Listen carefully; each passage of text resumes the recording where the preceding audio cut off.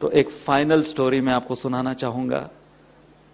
ये है हमारे राधा गोपीनाथ के ब्रह्मचारी जो गृहस्थ बने और गृहस्थ बनने के 1 साल पश्चात इनको कैंसर हुआ।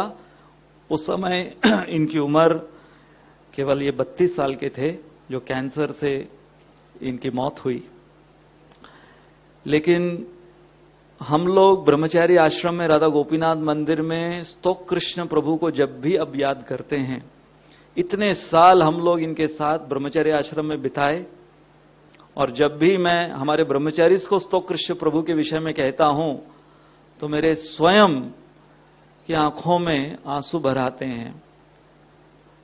स्तोक कृष्ण प्रभु वो एक ऐसे ब्रह्मचारी थे राधा गोपीनाथ मंदिर के, न तो कोई वो बहुत बड़े कीर्तनीय थे, न वो कोई बहुत बड़े प्रीचर कथाकार थे, न वो कोई बहुत बड़े मैनेजर थे।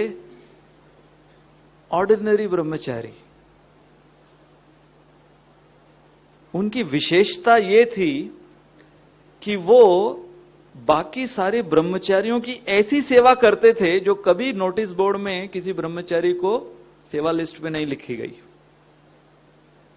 जैसे मैंने कहा कि हमारे सबके लॉकर्स एक लाइन में थे, तो स्तोक कृष्ण प्रभु का लॉकर वो सबसे पहला था, फिर गौरांग प्रभु का लॉकर, फिर ऐसे करके गौर गोपाल प्रभु का, फिर मेरा, फिर गोविंद प्रभु का, ऐसे करके हम सबके लॉकर्स एक लाइन में थे। तो मैं अक्सर देखता था, अब हम सब गौरांग प्रभु को जानते हैं कि he is like the go getter, achiever, हाँ, इतने बड़े प्रचारक। और इनका और स्तोक कृष्ण प्रभु का आदान प्रदान कैसे होता था, ये आते थे और हम लोग सब उनको स्तोका ही बुलाते थे। कोई हम लोग स्तोक कृष्ण प्रभु ऐसे कभी बुलाया नहीं, उनको स्तोका बुलाते थे। तो वो अपना कुर्ता फेंक देंगे, बोले अरे वो बटन मेरा निकल गया, बटन इसको सील के दे दे। वो हर समय उनका एक विशेष सेवा सब जगह सब ब्रह्मचारी के साथ रहता था। जिस किसी भी ब्रह्मचारी के कुर्ते का बटन टूट गया है, स्तोक कृष्ण प्रभु के लॉकर में हर प्रकार का सैफरॉन रंग का धागा, जो ब्रह्मचारी जिस सैफरॉन रंग को पहनता है उस प्रकार के शेड का धागा, और उनका मान लो कि एक एटर्नल सेवा ब्रह्मचारी आश्रम में कि जिस ब्रह्मचारी के कुर्ते का बटन टूट गया है वो सिल के देंगे। कई बार तो मेरे साथ मेरा बीच, और क्योंकि मैं महाराज की सेवा में रहता था हर समय, तो बहुत बार बटन 1-2 टूट जाते थे इधर के। तो कई बार वो बोलते कुर्ता मत उतारो, मैं ऐसे ही, तू अपना चैंटिंग करते रहो, ऐसे ही जैसे एक बीवी पति का बटन टांगती है ना। तो एक बार वो मैं चैंटिंग कर रहा हूं और वो पहने हुए कुर्ते को बटन टांग रहे। तो मैंने स्तोक कृष्ण प्रभु को कहा, प्रभु अगर आप जैसा ब्रह्मचारी मित्र मेरा होगा तो शादी करने की क्या जरूरत है। तो मैं आपको बता रहा हूं कि चाहे वो गौरांग प्रभु हो, मैं कोई भी, उनकी ऐसी सेवा। ब्रजबिहारी प्रभु एक बार मुझे बता रहे थे कि वो रात को कभी कभी 11:15 साढ़े 11 बजे प्रोग्राम से आते थे और ऐसे ही आके टेम्पल हॉल में सो जाते थे। सुबह वो देखते थे कि उनके ऊपर मच्छरदानी किसी ने बांध दी है। कंपलसरी थी मच्छरदानी बांधनी राधा गोपीनाथ मंदिर में सब ब्रह्मचारी को, लेकिन वो इतना थक जाते थे, बोले कि अभी कौन वो 4 कोनों में मच्छरदानी बांधेगा, इतना टाइम जाएगा। परंतु वो सुबह उठते थे, उनके ऊपर मच्छरदानी। वो बोले उनको आज दिन तक पता नहीं चला था कि वो कौन मच्छरदानी रोज बांधता था उनके ऊपर। मैंने कहा हमारे स्तोक कृष्ण प्रभु।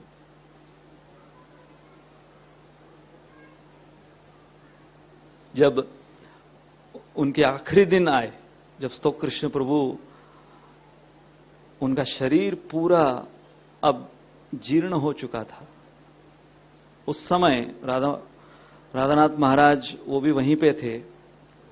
उनके गुजरने के कुछ दिन पहले उनको इतनी पीड़ा हो रही थी, फिर भी उनके चेहरे पर, यहां पर आप इस चित्र में देखोगे कि उनके चेहरे पर मुस्कान। और हम लोग भागवत पढ़ते थे और कीर्तन करते थे उनके लिए। राधा गोपीनाथ मंदिर के एक कमरे में उनको रखा था। ये मैं अभी भी भूलूंगा नहीं ये दृश्य।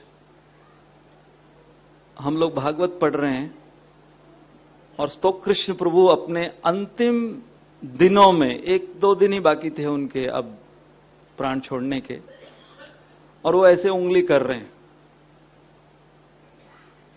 मेरी तरफ किया उन्होंने, गौरंग प्रभु की तरफ ऐसे ऐसे उंगली कर रहे हैं, कुछ बोल नहीं पा रहे थे और हमको समझ में नहीं आया। तो मुझे पहले लगा शायद वो कुछ और चाहते हैं कि हम भागवत से कुछ और पढ़ें,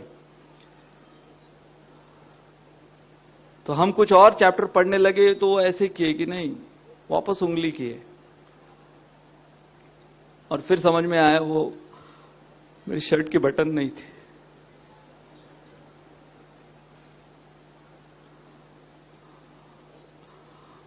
और वो कुर्ता मांग रहे थे।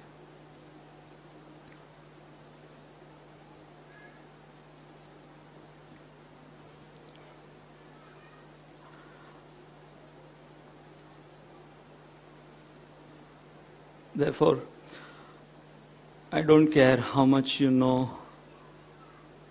unless I know how much you care. ये लेसन एक ऐसे सिंपल ब्रह्मचारी ने मुझे सिखाया, स्तोक कृष्ण प्रभु ने,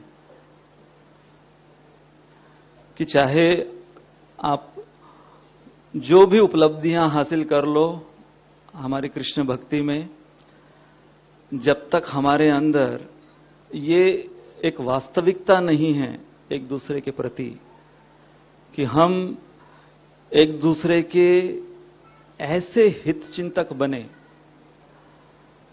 कि सोचो अंतिम सांसें लेते हुए भी ये व्यक्ति